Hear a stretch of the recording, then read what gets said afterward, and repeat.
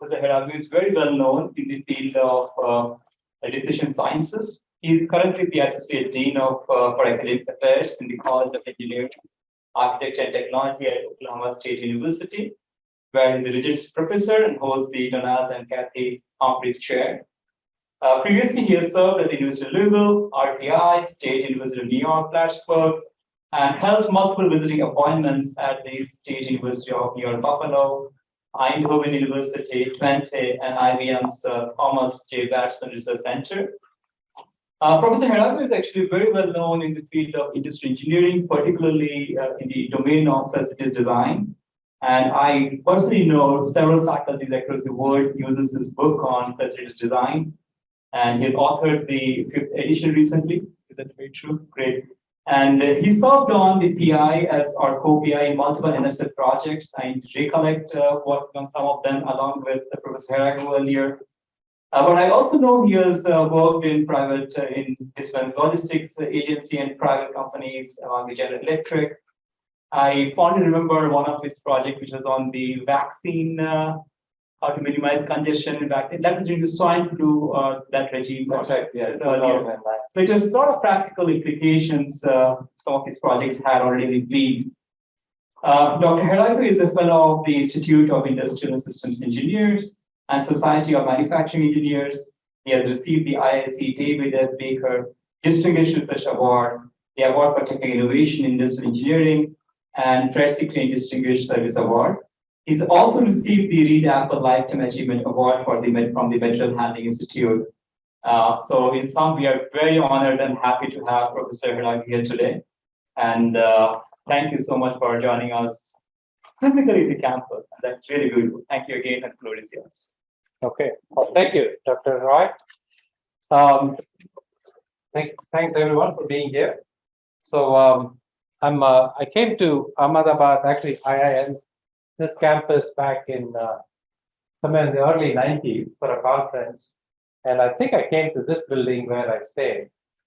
This now has been converted to temporary faculty offices, but I also gave a talk last year, which was virtual, and so I'm happy to be back here physically. And so what I'm going to do today is, I know a lot of you are pretty smart people, otherwise you wouldn't be on this campus. But I still am going to keep my lecture talk focused on at a very high level of some of the things that I've done, and including some of the pandemic work that we've done. But basically what I wanted to do is talk a little bit about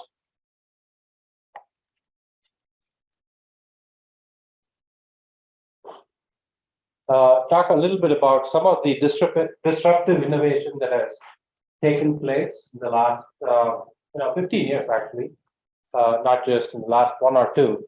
And I can be moving around, right? No problem. Okay. And I think the audience can hear me, so it's probably plus. Slides are more important than being able to see me, I think. So I'll talk a little bit about the disruptive innovation and how some of the companies need to adapt or have adapted. And then talk a little bit about some of the models that I've used in the past that might be useful. Of course, as academics, we tend to think that whatever tool we have in our toolkit, we can apply it to any problem we see, right? So sometimes the feeling is that if all I have is a hammer, then every problem looks like a nail. And so in that sense, that maybe some of my work I tend to think would be applicable to other, to some of the newer problems that we are facing. And then, I'll also mention a little bit about some things that are new to me.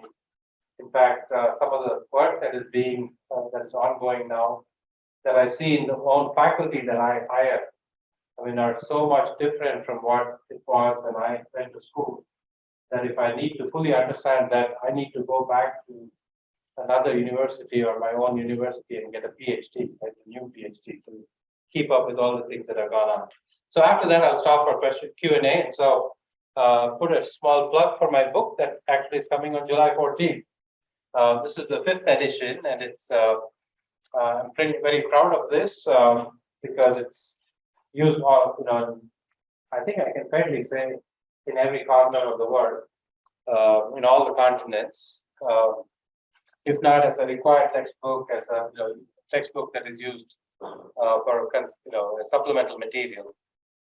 Okay, and some of the things that I'm going to talk about, especially in the early part, are from the first few chapters of that textbook.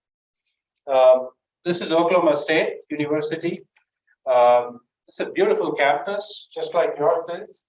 Of course, in the US, everything is more sprawling, there's more land availability, so it's spread over a much larger area. But it's a beautiful building. This is our library, just like you have that quad where the iconic place. This is the iconic building for Oklahoma State. The only problem with this picture is that it is photoshopped, and it's got sky or sunlight somewhere in that background, but that's actually facing north, so neither east nor west, right? So this is our student union. They say it's the largest student union in the world, but I'm sure they have some caveats on why it's the largest, subject to something, right? And our university websites are available there. I mean, the Oklahoma State University website is here. The College of Engineering. So I'm in the College of Engineering, Architecture, and Technology. So all three are at the same college, and that's our website. And then I'm also going to put in a plug for ETM, which is a fully online, not trying to compete with the great MBA program you have here, but we have an online master's program in engineering and technology management that my home department provides. Okay, so enough about that. Just a little bit about some of the sponsors. I think Devjit already mentioned some of those, but I've been fortunate that a number of these agencies have funded my work, including many in industry. And I'll talk a little bit, I'll give you some highlights of some of those projects.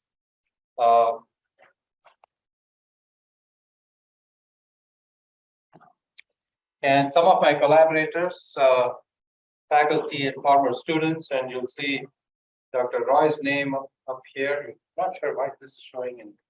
Oh.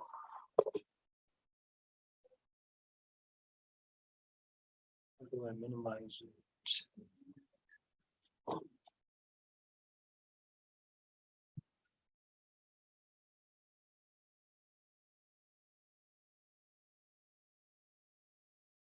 Okay. So number of collaborators in the Netherlands,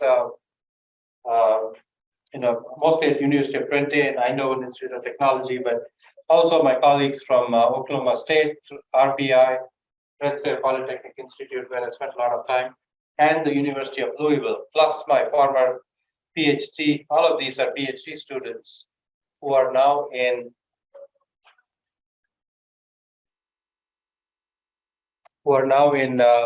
universities and some top companies.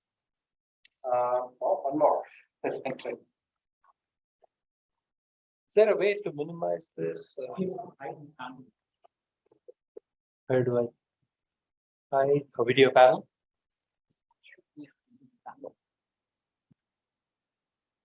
Hide floating meeting control. Yes. Okay. Yes. Excellent. Okay, then there's something else. Okay, good. Let me go back a little bit. But yeah, a lot of these are people are working in good companies and universities as well. And it's really some of the work that I'm going to present, at least the highlights, are things based on the work that they've done, which I've had the pleasure of supervising. My own research tends to be, it's more on the applied side, tends to be problem driven, optimization based, try to look at, from a system point of view, encompassing most of the elements, if not all of the elements. I use whatever tech tools that I think would be necessary, but then my toolkit is limited to, the broad class of stochastic and deterministic modeling techniques.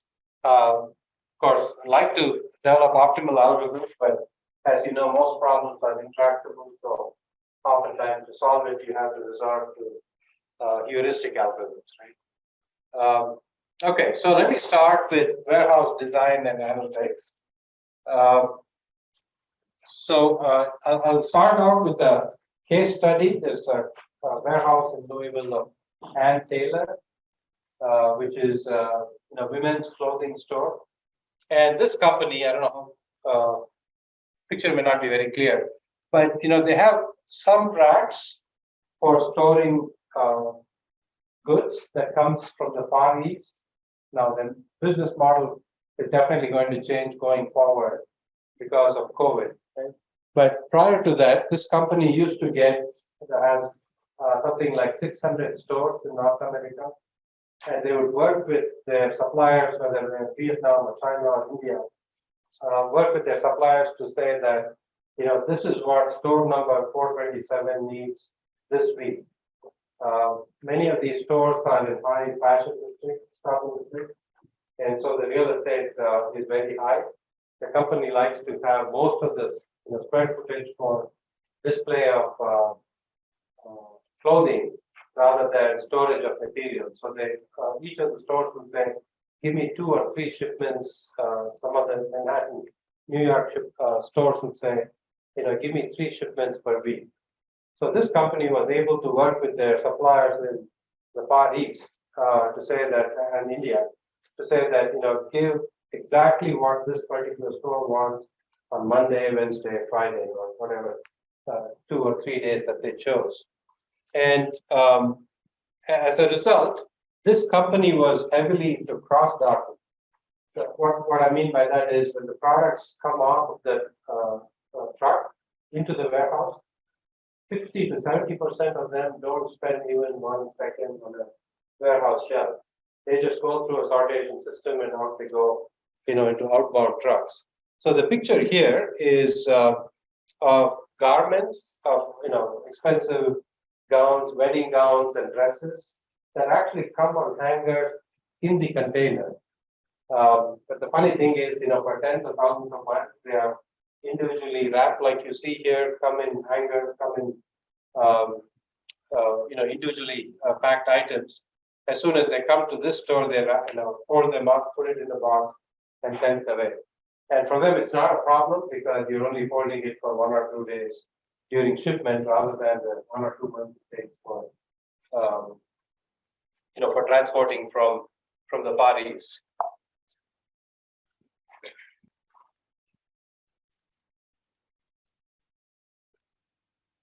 Okay, again, some more pictures of this, some material handling, different types of material handling devices. This is called a Bombay sorter. Again, some conveyor systems, nothing really fancy about these things. But having talked about this case study, right, I just wanted to pose some basic questions that are design-oriented, operational-oriented. When I say design, designing the warehouse, and operational would be day-to-day or month-to-month types of activities. Questions like, where should it be located? Well, this company located one warehouse for the entire U.S. operation in Louisville, Kentucky.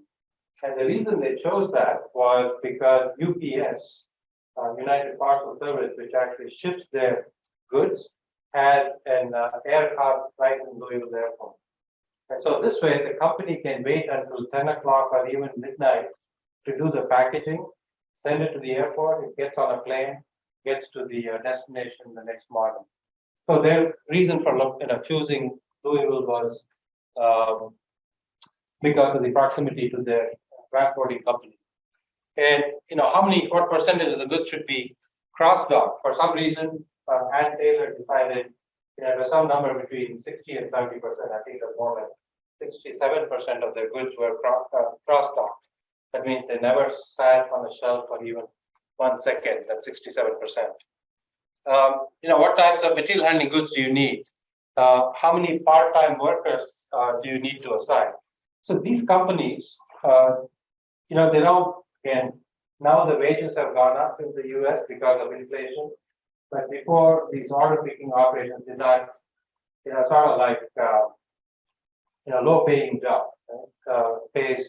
Used to pay like $8 to $10 an hour. now maybe higher. But, they used to have a lot of part-time workers, and the people were okay because they were getting health insurance from their employer. They're getting some other benefits, retirement and medical benefits. And so they said, we don't worry about the pay because I have my spouse who's the main breadwinner. But that person may or may not have health insurance. Here, the company gives me family health insurance, so I'm okay working as part-time because during Christmas season, they'll, be able to work full-time or even overtime for about 2 months, make up sufficient money, but also have their health insurance covered, right? So this was the thinking pre-COVID. I mean, post-COVID, we look at each of these questions, right? Where should the DC be located? Look at the disruptions that, I don't know about India, but certainly in the United States, there is a shortage of even things like baby formula, because they were dependent on one company asset in, forget where it is, Michigan, I think, somewhere in the northern part of the US. They, had some contamination, so they had to be shut down. The Federal Food and Drug Administration shut them down. And all of a sudden, there is milk shortage, baby formula. And that's when I realized, my God, in a country like the United States, you only have one supplier supplying, formula like this. And there are no substitutes, right? At least the people aren't used to other types of substitutes. They're just dependent. And in some cases, the children are, in prenatal care or prematurely born. So they do rely on this kind of product. So going back to Al Taylor, my thinking is that, first of all, they're probably not going to rely on suppliers coming from 10,000 miles away. Right? They probably want from maybe in Mexico, maybe in the United States, do more of their production and have distributed warehouses. Because the risk of having just one of something, no matter how big it is pretty high, right? These days there's so much uncertainty, not just from the COVID, but so many other things, that maybe more distributed warehouses, more localized manufacturing is probably what is needed. Right? And what about cross-docking? Maybe more, 67% is very high for any company pre-COVID, right, to be doing this sort of cross-docking. Most of them do maybe about 10%, 15%. If you're a manufacturer, that is. If you're only a distribution company, like only a trucking company, they do a lot of cross-docking, right? If you've got goods going from, say, Florida to Boston, instead of having the truck driver drive from Florida to Boston along the I-95 corridor, which is several days, right? Instead, you have maybe 3 drivers who will be, one person will be taking from Florida to Georgia and then back, and they'll be doing that loop. So this way, the truck driver doesn't travel more than 200 miles away from their home. They can visit their home soon enough, and therefore, because they're able to visit the family, they can keep the driver in the business. Otherwise, trucking industry shortage is horrible in the United States. It's hard, I talked to General Electric appliance people. They say that every time they put an advertisement out for a truck driver, 25 people will apply, 23 will fail the drug test, 2 of them are left standing, and only 1 of them may take the job. So truck driver shortage is extremely high. So a lot of companies like Walmart, what they do is they go after these 19, 20-somethings, 20, 21-year-old kids who drop out of college. They'll tell them, okay, I'll give you a load whenever you want to take my load. So these kids are, dropped out of, they passed high school, don't like to go to college. So they look at this trucking thing as a nice thing. What one of our friends at Walmart told me was that maybe Monday to Wednesday, they're playing video games. They don't want to be disturbed. They'll only do the load from Thursday to Sunday.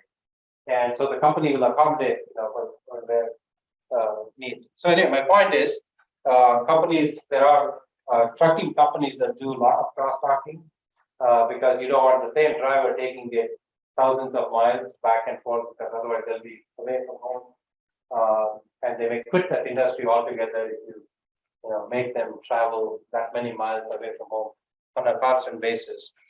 But for manufacturing companies, crosswalking is really, 10 to 15%, like I said. This company was 60 to 70%. I think going forward with the COVID kinds of things, maybe we need to do more of those, do less talking, fewer touches, just have product come in, maybe you change the shipment mode of transport, but then you don't do anything with respect to putting in a shelf, taking it, and things like that. How many workers do you assign? Well, that's become, again, I don't know the situation in India, but there's a huge labor shortage in the United States because people have gotten used to the, working from the home environment. They're now saying, why do I need to go back to the office, right? Let me do like the students here, I think, right? They probably want to do classes online.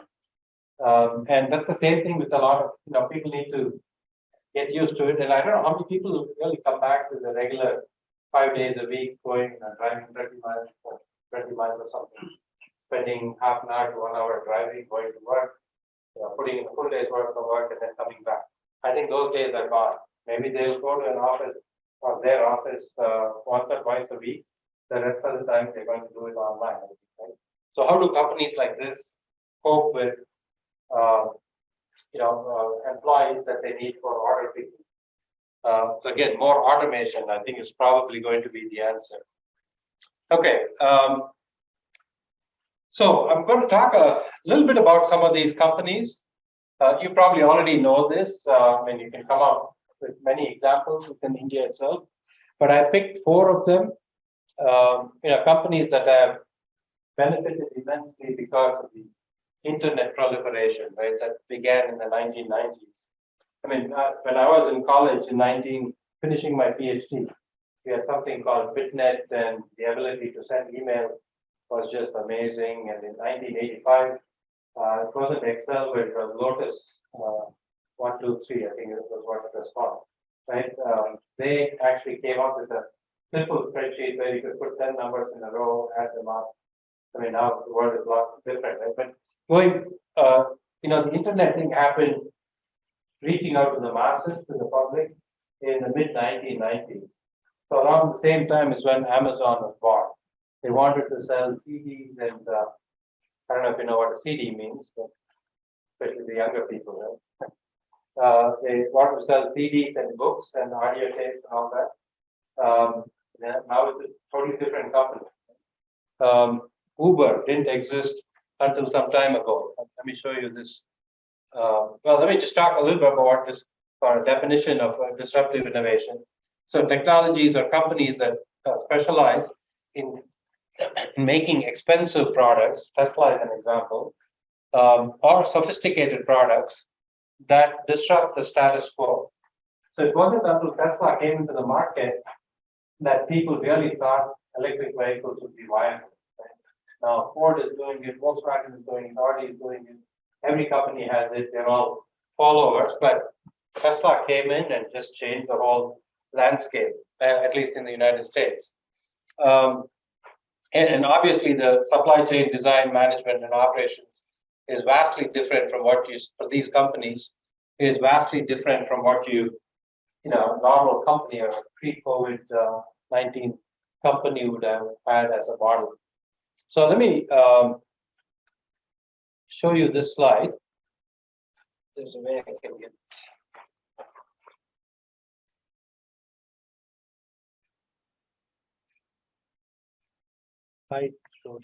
Okay. So look at these companies, right? Airbnb did not exist prior to 2008. And in July 2021, so when I was finishing, putting final touches on my book chapter that was almost a year ago, I looked up, their market capitalization, and it was $86 billion. Okay, so B as in boy. Alibaba, 580 billion. Look at Apple, 2,400. So that's 2.4 trillion. Now, today the values have come down because the stock market in the United States has had a 30% correction. So I don't know what the numbers are currently, but companies that didn't exist like 2004, Facebook didn't exist until 2004, right? Uber until 2009, we didn't know such a thing called Uber. Tesla, okay, although it started in 2003, they really did not start making electric cars until 2016, 17. I mean, they had some production in the early 2011, 2012, but the volume, the scale was not there until Elon Musk came in and started managing became CEO. But many of these companies, right? I talked about Netflix, Amazon. I don't think Netflix. Oh, Netflix is here. Netflix started as a DVD. You go and use your card to rent DVDs, or they made you DVDs and now it's a different type of model, right? They quickly adapted. But you look at Airbnb, Netflix, Apple, Uber. There's one thing in common. I mean, these companies have zero physical, I shouldn't say zero, but very limited physical assets. Right? Uber is the largest taxi company in the world. How many taxis do they own? Probably close to zero. Same thing with Airbnb. How many hotel rooms do they own? They have to depend on people like us to rent the space. Alibaba is the same thing. Now they may have warehouses, but when they started, it was just a matchmaker. They're trying to get the supplier and the consumer to make the connection, and they would get a cut out of it. Yeah. So, that's disruptive innovation, right? Companies just completely turned the model upside down and said, you really don't have to have any physical assets in order to provide services and make some money out of it. Uber, but you look at the way Uber is hiring, used to hire, and I think it's still hiring, when they want some heavy duty data analytics people, people who can do some advanced machine learning and things like that. Why? Well, look at it. So they don't own any of the assets, right? They don't own the driver, they don't own the taxi, certainly don't own the customer. But yet, they depend on all three things that they don't own to make money out of the transaction. So put yourself in the customer's point of view. If it takes more than 5 minutes for a taxi to show up, do you think you're going to wait that long? How many times you look at it and say, oh, this is 7 minutes, forget it, I'll take the auto. So you're not ready to wait for more than 5 to 7 minutes. Same thing with the driver. If the driver says, okay, I have to wait for 15 minutes for the next ride, he'll say, I'll close shop, or he or she will say, I'll close shop and go home and watch TV or something. So you have to make sure that, the Uber, for example, provides incentives for drivers to go to places where they are anticipating the demand. So right after, before a cricket match, say Modi Stadium or something, they will make sure that there's enough Uber drivers there and incentivize people to go there, although the ride may not be profitable. The reason is that they want to make sure that neither the customer nor the driver wait more than 5 minutes for the transaction to happen. So their business models has changed significantly, is what I'm saying, right? Which is not something that you don't know already, but for some reason this keeps coming up. Okay. There are some aspects to this disruptive innovation, things that have supported that, things that we need to look out for that I'll talk a little bit about.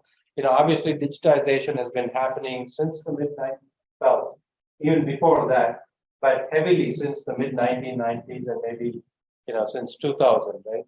You got these mandates from Walmart and the Defense Department and every product, I think it was more than like 10, 12 years ago, they said every product that is worth more than X dollars needs to have an RFID tag. Happened 15 years ago, but then guess what? Most companies are using this RFID tag for simple tag and trace function. Just so we know when the product left the warehouse, when it is expected to arrive, or they may estimate when it is expected to arrive. They'll tell you what are the last place it visited and then the one before. So just a sequence of stops that the product sends away. Wouldn't it be, using machine learning techniques, wouldn't it be good to say that, okay, this product is over here, I know its location, and I know this product is destined to go to, let's say, IIMA, but a customer in Baroda wants it as soon as possible. Why can't we reroute that same product to Baroda, but that customer wants it as soon as possible? And then find another way to satisfy the customer in that same allowed time frame. I don't think many of these businesses are still there yet. There may be pockets of businesses that do, but RFID, although has been used quite a bit since the 2005. I remember because I did a conference once at RBI in 2003 about simple RFID, inexpensive RFID technologies. But we're still far away from exploiting that. Okay, security, right? This is something that's become more and more important, especially because of COVID, but even for other reasons. Tampering of products. They're handled through long distances. They change hands, change modes of transport. How do you ensure the security of the product throughout the chain, throughout the supply chain, distribution chain? Again, I don't think RFID technology is used heavily for security purposes. It is only for simple tag and trace. Okay, I won't go through this, just talks about the RFID system. The last mile delivery, right? So I know Dr. Roy spends a lot of time, or at least a few weeks in Netherlands, and there they have used to have a train taxi system. First of all, throughout Europe, they have an excellent railway system, train systems, right? They're very relatively functional. You can go long distances without, congestion. But still, people prefer to drive their own vehicle. The reason is, that last mile delivery. Okay, they may get to the train station, but then from there, how do they go to their actual home or office or some other location that they need to go to? And so the Dutch train system, they started something called the train taxi. So you can actually book a train, but also book a taxi that will take you within the same fare. You may share it with 2 or 3 other people, but that will take you to an ultimate destination. To try that also didn't work. But I think with the proliferation of electric cars, autonomous cars, I can see that maybe these two can be effectively combined.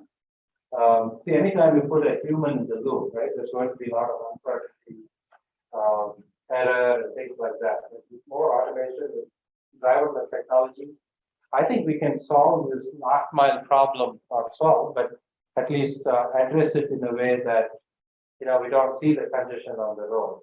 I mean, in the Netherlands, for example, they have these inner circle of roads, and then the second circle, and the third circle.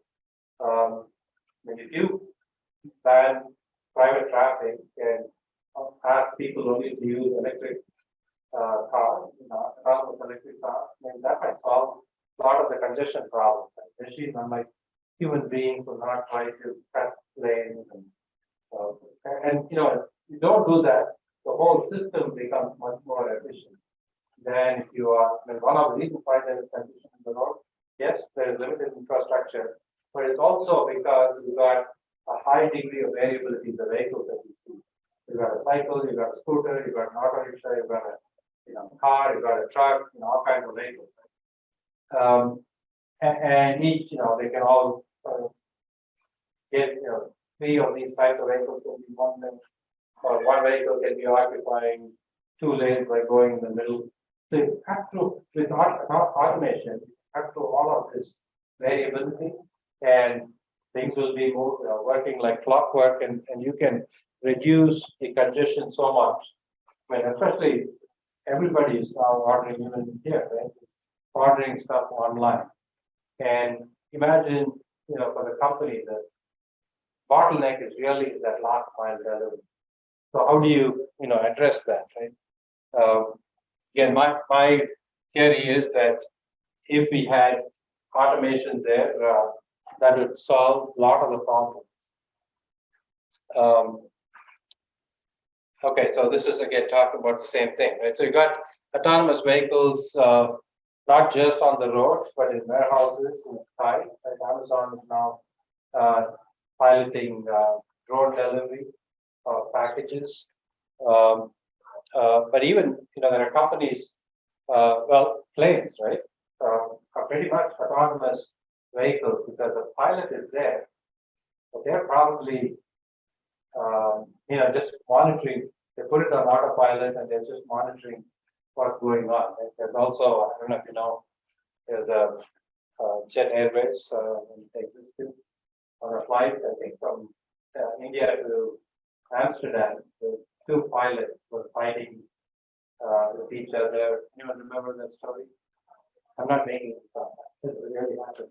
They were fighting. They had some relationship, romantic relationship, and fighting, and then it didn't go well, so they started fighting, and one slapped the other, and customers saw, the front row saw this and said, "Who's minding the plane?"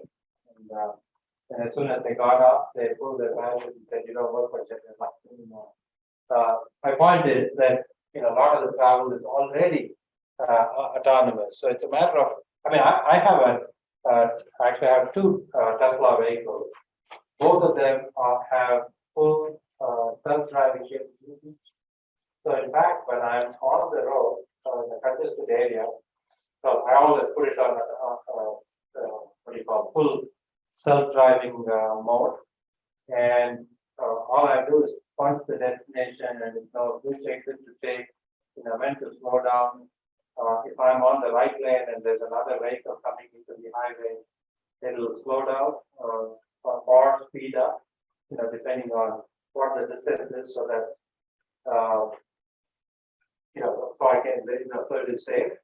But it also, in the stop and go traffic, it just stops by itself or restarts, keeps going. If I see the traffic light, it will stop.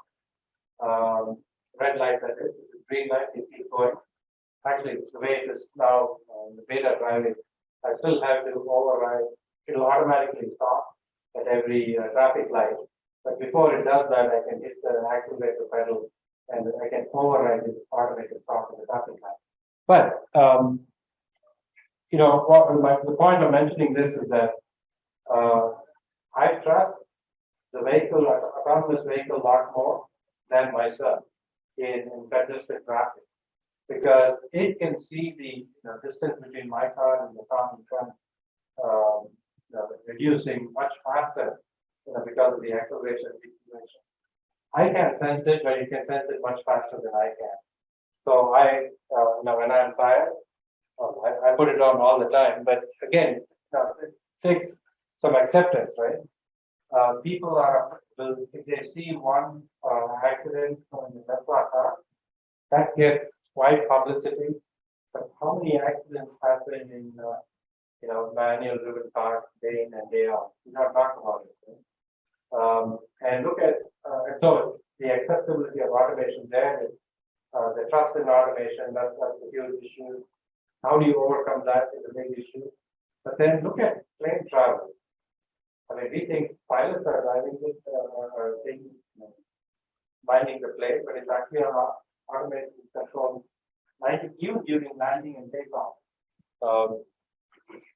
So anyway, so I talked about the second bullet, shared economy, and I don't know how it is in India, but in the United States, lot of times they don't do the milk run. Meaning, they don't stop off at one place and bring back something else. It just comes empty.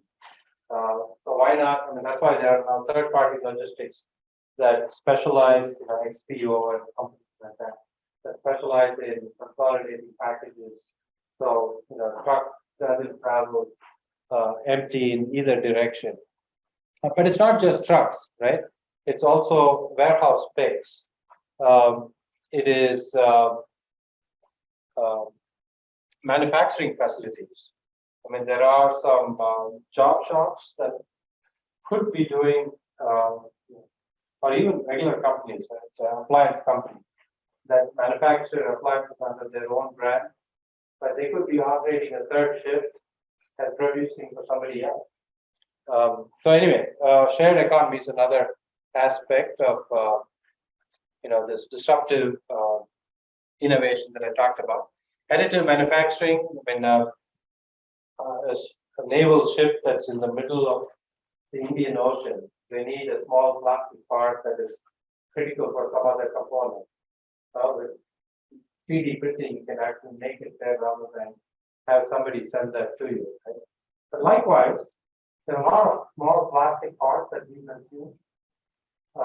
If we had that device on our desk, we could be making those and completely eliminating the distribution part of it. All we need is distribution of the raw material, and that happens once in a while. And we could be making whatever parts, by ourselves. Again, what impact it's going to have on, the future, we don't know. But my guess is that that will also, speed up to a level where it'll put less pressure on transportation, more localized production of what we need. I don't know if you've seen a video of an entire car that is made through additive manufacturing. Start mass produced yet, but we can see that going that way one day. Okay, virtual mixed reality. People take vacation. You can actually provide the experience of a vacation right in their living room. If you wear a haptic, if you wear a device, haptic device, you can feel like you are touching sand in the beach. The smell that you get, the wind, the breeze, and all that. We can make it simulate it as if you are in a beach, and then provide a screen that has the visual. But it's not just that. It's surgery, teaching doctors in remote areas about surgery. You can do that through virtual reality. Give them cadavers they can actually be working with virtual reality devices. And so when they're doing something, they feel that they're cutting through flesh or muscle or something or bone, and then give them the kind of reaction so they can get the same experience. It's not just that. I mean, there's so many other other areas where somebody even said, maybe this human trafficking is something that we can cut down, especially for human trafficking that occurs to exploit children, women, for sexual purposes. Somebody said, why not use that? This was by actually an entrepreneur from our university who developed an educational software, became a multi-millionaire, and he's now investing his money in startups. So I asked him, what are the two things that you see coming down the pipe that's going to change the world? He says automation and virtual reality. He gave me that, can we do something to minimize this exploitation by providing virtual reality experiences for people who so desire. So you can just, sky is the limit in terms of what experiences that, what activities you can now do virtually rather than the things that we do on our iPad or our tablet. Games is a simple example. Many others. Okay, digital currency. Now all of our payments are cashless, so that's a beauty, right? I just came in. a week ago and haven't had need to go to the bank until this morning.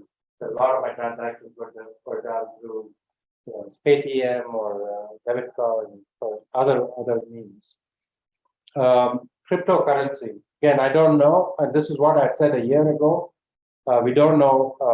So in my book, right, I talked about this, and we said we don't know what impact cryptocurrencies are going to have on the supply chain or just businesses in general.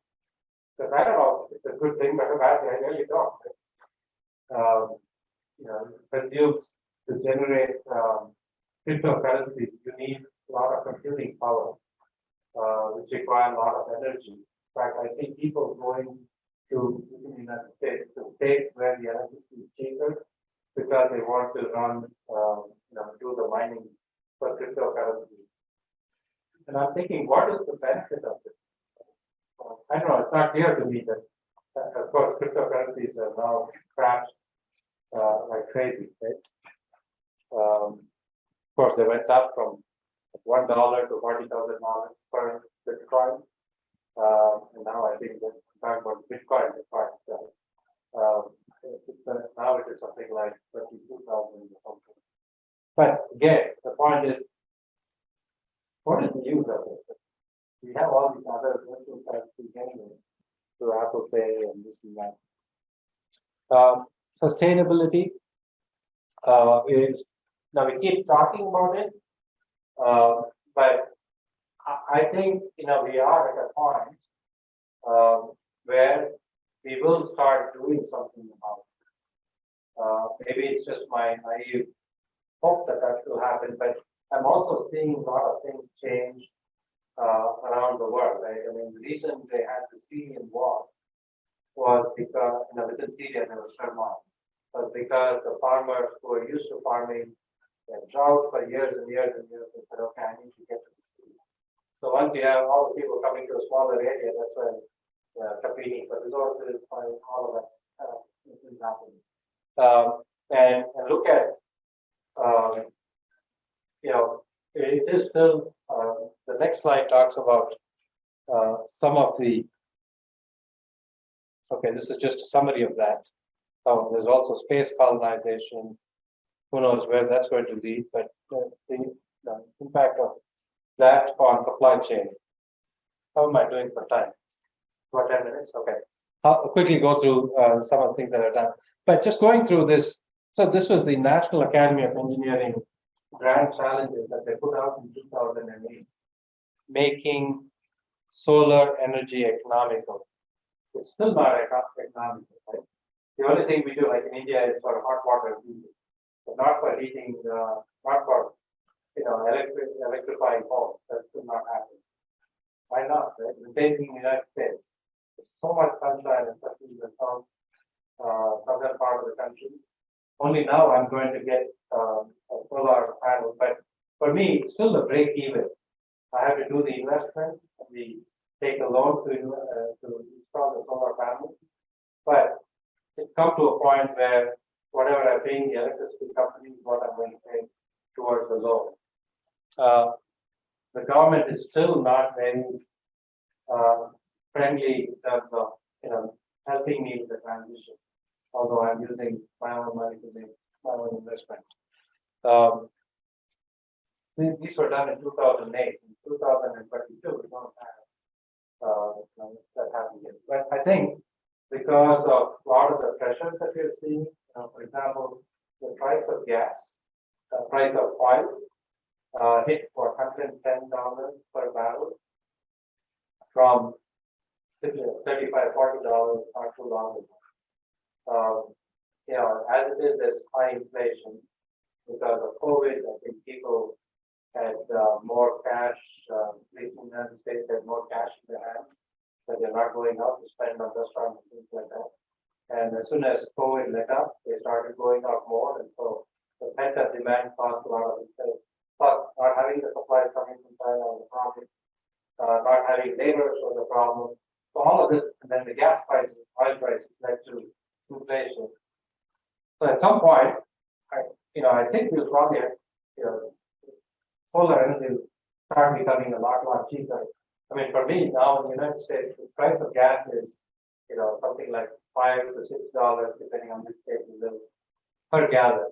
Used to be $2, $2 to $6. That's a 3-4 increase, right? So because I have this electric car, I'm good. I don't need to worry about the 3-4 increase. So these things will start hitting people sooner or later. But then so many of these other things that need to be addressed, right? Providing clean access to clean water. I mean, wherever you go in the world, right? We drink water not out of the tap, but out of a water bottle. That's pretty inefficient way of us having to consume water, but that's where we are. Because we just simply cannot get, or we either cannot get or do not trust the water that we get from the tap. Not just here, but any part of the world. If people somehow feel getting water in a bottle, maybe it's from the same tap. I don't think so. That's more, but there are other things, right? Advancing personalized learning. None of these things have really taken off until COVID. COVID has changed this in a very positive way.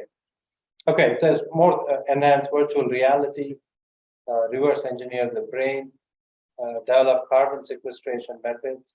This has kind of gone off by the wayside. Same thing here, managing the nitrogen cycle. But the point is that some of these things have not been solved. And we tell our engineering students that you will spend your lifetime, although this is like 15 years old or 13 years old, you will spend your life working on these grand challenges, your entire lifetime.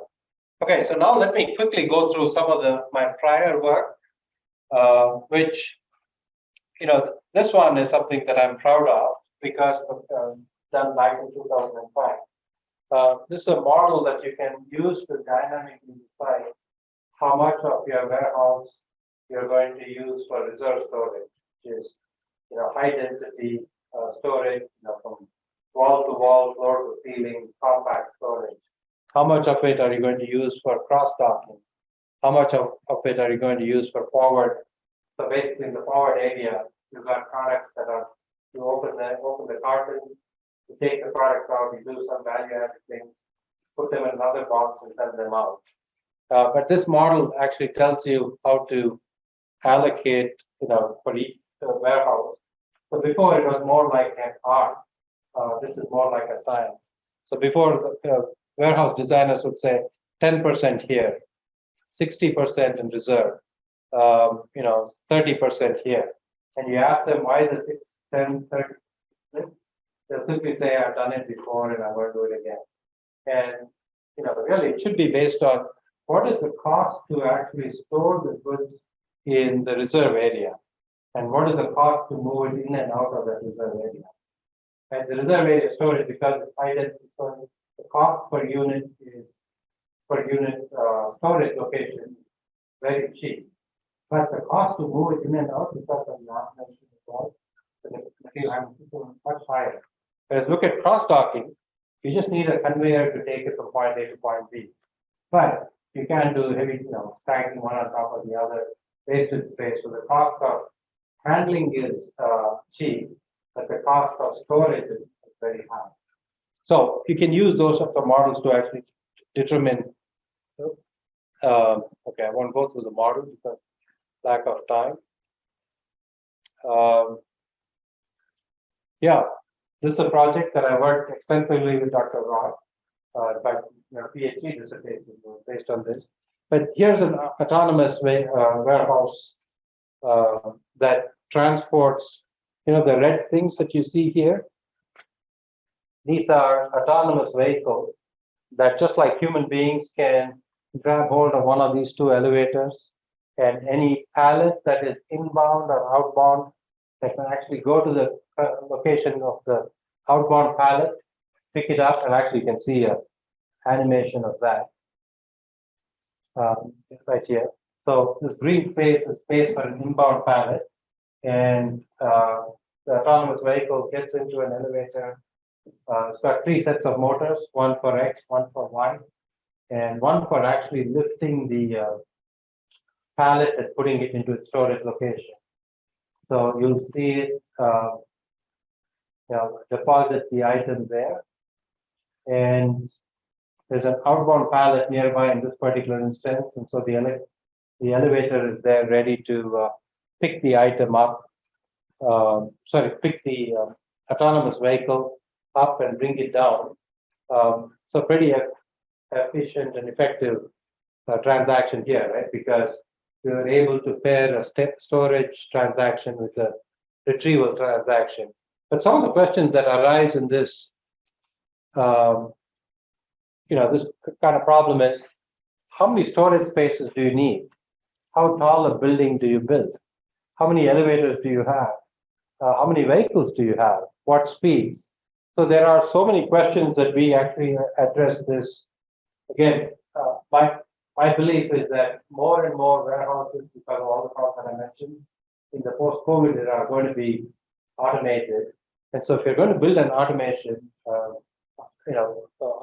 warehouse, these are some of the questions that we have to address. And today we have a good analytical queuing network model, but maybe there are, what do you call these agent-based algorithms that can also, or in simulation that can address some of these problems as well. But that's something that needs to be done, right? So let me go to the next slide. Yeah, some of the questions that we can address, and in fact we've done that through our joint work. In fact, we even developed a tool where you can provide some of these input parameters, and then you get an output right there. Okay, there it is. Tells you the output. So for the input that you provided, it tells you this is how the warehouse needs to be configured. And so what you can do is with a fast optimization or fast analytical tool such as a queuing network model tool, you can try hundreds of different configurations and get results quickly. And maybe you can sift through them and say, okay, there are 2 or 3 that are promising that I'm going to then push through simulation so that I can get more detailed and accurate results, performance measures. Right now, the way it is done in many cases is, the designer will just have one simulation model, push it through and say, this is what you need to use. Yeah, it works, so go ahead and use it. Okay, so I won't go through this, but we have some publications. Why do you need this? So we actually developed this semi-open queuing network modeling because it's more accurate than either a closed queuing network model or an open queuing network model, especially when 2 things have to come together for a transaction to take place. So for example, if a pallet needs to be transported, you need a vehicle there. Right? Otherwise, the pallet is not going to move on its own. So for those kinds of things, the semi-open queuing network model that we developed actually provides some pretty good estimates, much better than closed or open queuing network models. I won't go through that. I'll just mention some of the papers here. We are running out of time, but this is some work that I did on actually predicting. This is a regression model on predicting the logistics and distribution activity in the entire United States. And the United States Federal Reserve Bank of St. Louis actually tracks this model. Some other work that I've done, here we had 3 production plants, 60 plus suppliers. So this company makes pickles. Not the pickles that we are used to, but in the United States, next to sandwiches, sandwich, pickle, right? So it's basically made out of cucumbers or peppers, or sometimes they actually get small peppers from India, southern India, ship it to US, make it out of it. So this model actually allows us to figure out where do we procure our material from, where do we make it, where do we send it to, and how do we get it to the end customer. Not a huge problem, easy problem to solve, but this company was doing it, with one person looking at multiple things and just, coming up with some suboptimal solutions. This is the healthcare project that I did. I'll skip this one. this one and go straight to network design. So this again goes back to the swine flu back in 2009. So the United States, and I'll wrap up in about 2 minutes or more. Okay. So what happened was, what happens to you now in the United States, they actually have strategic national stockpiles. So these could be vaccines, could be masks, could be gloves, could be, food, medicine, whatever. So they come to strategic national stockpile. So they have it stored in multiple locations. It's secret, not only people there in the Department of Homeland Security know where it is. It could be, by the way, a supplier company like Procter and Gamble, if it makes masks. They could be a supplier, location to the strategic national stockpile. So during an emergency, you need to get, let us just say vaccine, right? Get it from the one point to all the points of dispensing, which is where you and I would line up to get our vaccine shot. So how do you do that for a vast country like the United States? So we developed a model that's online. It was actually active until recently. So you may have 3 or 4 staging places. You may have 50 intermediate locations, and you may have hundreds of points of dispensing. So in many states, they use a Walmart parking lot as a point of dispensing during an emergency. Or it could be a church, it could be a high school gymnasium, things like that. So we did some routing, first we did some network location to determine the near optimal locations for these facilities. Then everything is map based, so the user is able to click here and drill down and see which are the 3 locations, and then they start hitting. So pods, first they select the pods, then the RDN, then they get the routing reports. I'll just cut to the chase. And so once you enter all of this, in the end, what happens is the drivers will get a simple, direction like this on their device, that you need to, if you are vehicle number 4 that is allocated to RSS2, this is the route that you need to go. And when you click on it, it'll give you turn-by-turn directions. But there is a lot of modeling behind this, right? So we did something similar for vehicle routing at GE, and then for vaccine distribution, so we used a robust optimization model to determine during an outbreak. So by the way, this is work from 13 years ago, and we didn't have COVID-19, right? We had swine flu, H1N1, but that was, minimal compared to this and very quickly contained. But even then, the scientists, the epidemiologists were concerned about the impact of this kind of disease on the population. And then they were suggesting that, if 40% of our population gets sick, what is going to happen? They're getting prepared for that. With COVID, I think only about 5 to 7% got sick, really sick, even during the peak days. And how much havoc it caused, right? It just brought the whole world to a stop. Imagine if it hits 40%. And that's like a large percentage of the population wiped out, right? So anyway, we developed an optimization model. So before we did this, the counties would, or the state would say, poor comes first. If you need 10,000 pallets, I'll give it to you. And then they keep doing it until they run out. And somebody who comes late to the game, maybe they have a large population, so they came late to the game, they don't have the vaccine. They're sitting in a small county where they don't have the need, but they just put their came first and so. So we developed an optimization model to tell them how much to give to each state based on each county, based on their population. And then if you've got multiple shipments, so this says county name, distribution number 1, this is what you do. Distribution number 2, this is how much you give. Distribution number 3, 4. So if you know how many weeks you're going to distribute this over, then you can use this model to figure out how much to give to each county. This is another work that we did, I think, that has the most application.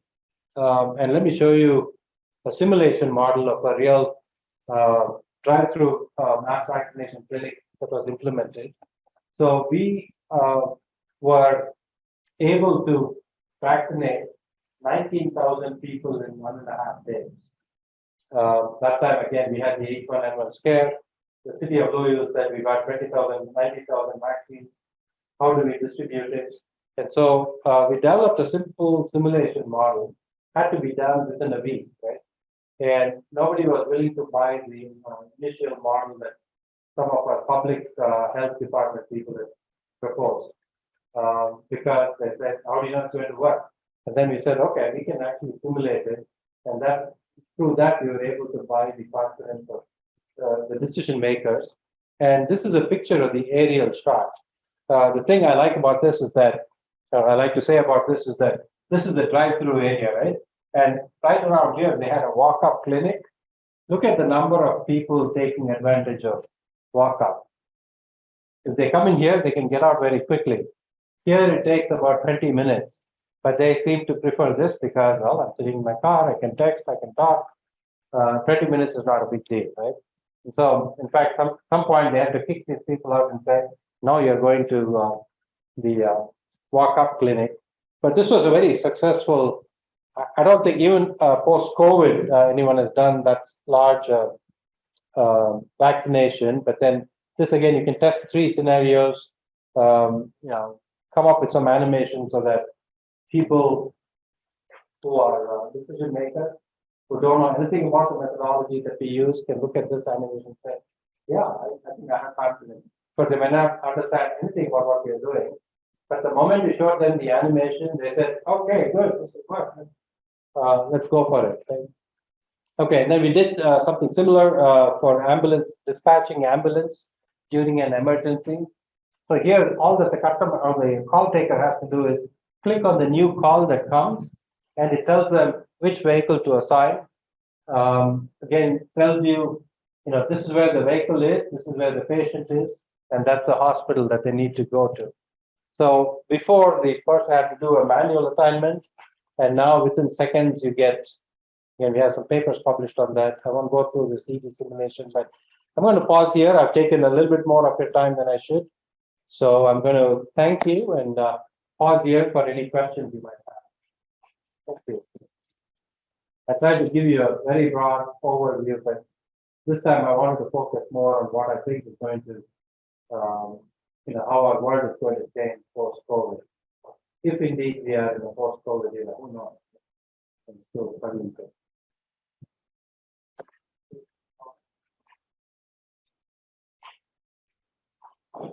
anything that I said that you strongly disagree with?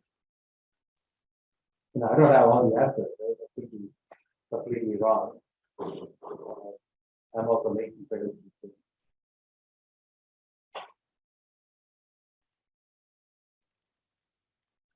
I think you fundamentally see a change post-COVID behavior.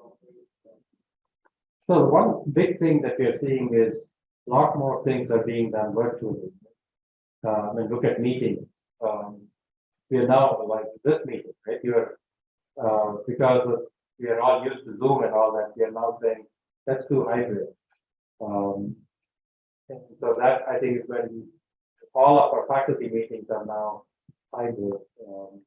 Even though people are just within that same floor, they just say, okay, I'm working on something easier for me.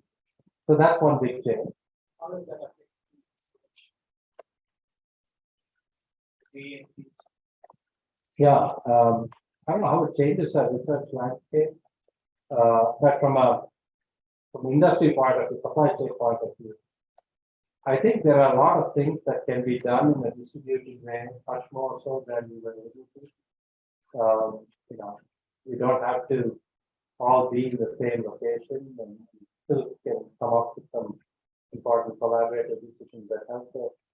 supply chain, like talking to a supplier in different countries. And I really think that we're going to see more of a localized production. I mean, the US, tomatoes are grown in Southern California and shipped all over the country. So you can grow tomatoes in our backyard. Right? Why do we need to ship hundreds or thousands of miles? So I see that there's going to be a pressure or even a desire to do more localized production. And I talked